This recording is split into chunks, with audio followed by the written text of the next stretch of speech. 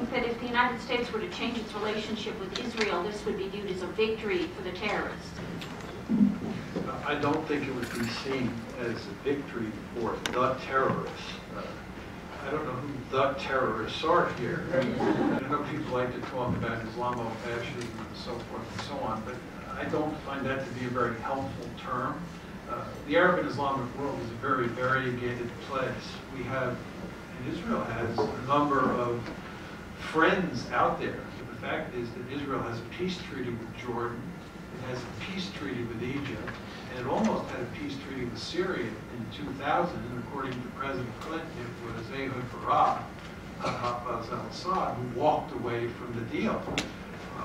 So I think this idea that sort of uniform threat that we're dealing with doesn't mesh with reality. Also, terrorism is just a weapon that different actors use when they really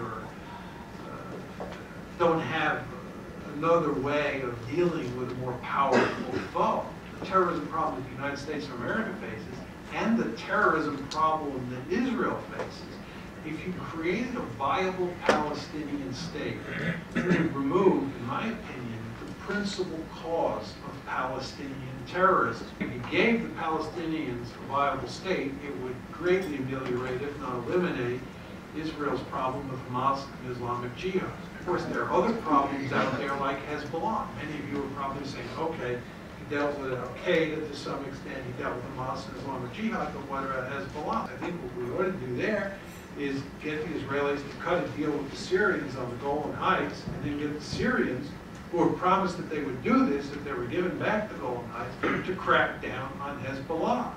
And my point is, I think that there are various creative ways to ameliorate its terrorism problem, and by pushing the Israelis to give the Palestinians a viable state would help greatly in that direction.